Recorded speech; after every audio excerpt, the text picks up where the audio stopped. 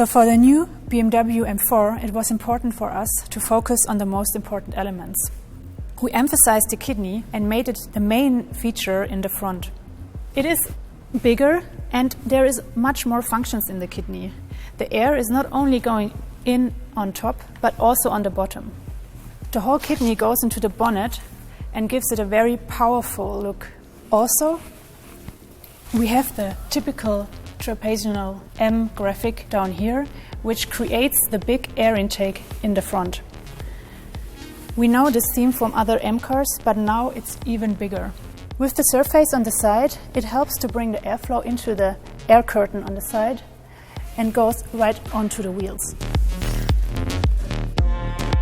The car has a wider track than the series car. This is good for driving stabilities, but it's also great for design because the car gets better stance. To emphasize this, we have a crease line here in the wheel arch in the front, so the car gets really sitting on the road. When we go in the back of the car, we have the same sharp line than in the front. It's dividing the surface and it allows us to make very emotional surfaces onto the wheel. Also, a new theme is the black rocker, which goes from the front to the rear. It makes the car more lightweight, and it's also designed with very small radii and a very flat surface here, which makes it look like a blade. In the rear, we have also focused on the most important elements, which is the exhaust pipes. The double round exhaust pipes are known with all our M cars. All the surfaces help to emphasize them. They are bigger than the predecessor and they are embedded in a very big diffuser. And the two fins on the side go directly into the carbon fiber, where you also have the same fins in the roof. So the M4 is a simple and bold statement. All the M cars are polarizing, and they are not necessarily pleasing everyone. They are meant to move people, not only physically, but also emotionally. Yep. And I think probably the most iconic element of the front on the new M4 are the kidneys. And those kidneys have been carried over identically in their external perimeter geometry on the race car.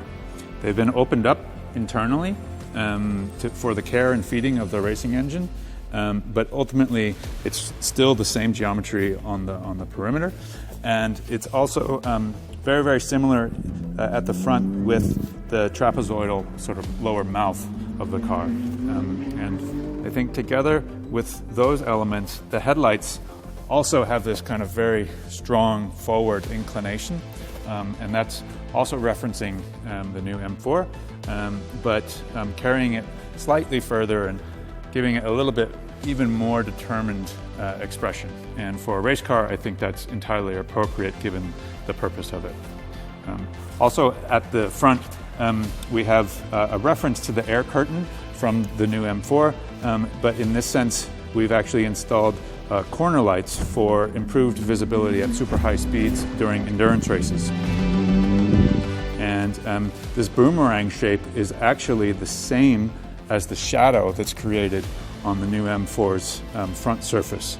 But for the race car, this contour is incredibly important for the aerodynamic performance at elevated speeds, but also at different angles of yaw. And so that's one of the reasons this corner is a bit different than on the M4. Another important aerodynamic element of the race car is the front splitter. And that front splitter creates quite a bit of downforce, but it's also essential to the feed of the underfloor, which is also an incredibly important aerodynamic component. But that front splitter transitions around to the side, and you can see that same carbon fiber construction carries over to the rocker panel. And that rocker panel actually continues in a graphical way all the way to the back and serves to thin the car in terms of the overall proportion, in terms of how you would read it from a distance. There's also a kick on the race car that gives a little bit of a forward inclination to that lower graphic. I've noticed, I mean, this is something that we already know from the M8 GTE. Yeah. And we have also implemented it in the series car, the black element, to give it more of a lightweight feeling. Exactly, right. Yeah, it helps the proportion. I think the other aspect of the new M4 production car is that it has this kind of continuous loop from the A-pillar down to the air breather detail on the body side, and then down into the lower feature line of the body side. And the race car picks up on that exact same constellation. You'll notice we actually don't have an explicit air breather, but rather an entire area dedicated to letting exhaust air out of this area of the car. But the contour of that line is referenced directly from the new M4. And so it has that continuity that ties the car together, but also helps to kind of structure it exactly the way it does on the production car. It also looks like you were carrying over the roof. Mm-hmm. Yep. The geometry of the roof and the rear glass is identical to the M4 production car, including the fins, but also this very flat rear glass. And that very flat rear glass is essential to an efficient feeding of the rear wing. And that's what makes the new M4 such a great basis for the race car, is that the rear wing, which balances all of the downforce that we gained at the front with the front splitter, with this rear wing. And it really makes for a great handling car. Let's see the back. I have noticed before that it looks very different to the production car. In some areas it's quite familiar, but down here it's very different, right? Mm-hmm. Yep. Yeah, you're right. So probably the biggest difference is defined by the added width. So the car is about 75 millimeters wider per side than the production car. And so because of that, we have the very generous fender flare. But yeah, it creates a wider constellation at the rear. The lights are carryover from the production car. This geometry is all identical. We do have some added technical elements for serviceability. These are quick releases for this rear deck lid. This whole rear diffuser area pops off for easy replacement in case of race damage. And then if we move across to the diffuser, you'll see this is all open, whereas on the production car it's more closed. That's to evacuate more heat and pressure buildup. We have the diffuser strakes and fins. And then where the production car has the reflector, we actually have an air outlet for the rear wheel arch, but the line very much references the production car quite literally.